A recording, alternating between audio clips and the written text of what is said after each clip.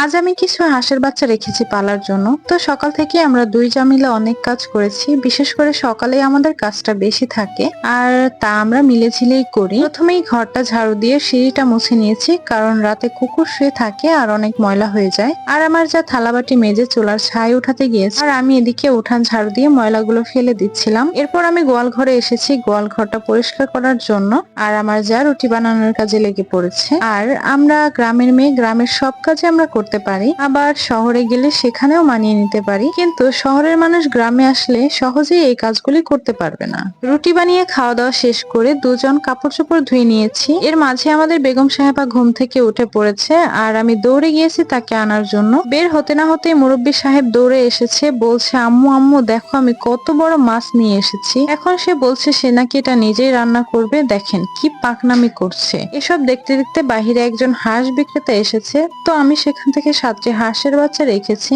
এর আগে আমি কখনোই এগুলো পালিনি। মনের মধ্যে একটু ভয় কাজ করছে যে বাঁচবে কিনা। পরে ভাবলাম আল্লাহ ভরসা, যদি কপালে থাকে তাহলে হয়তো বাঁচবে, আর যদি কপালে না থাকে তাহলে বাঁচবে না। তো আমি সেগুলোকে আপাতত ঝুড়িতে রেখেছি, পরে অন্য কোনো ব্যবস্থা করে দিব।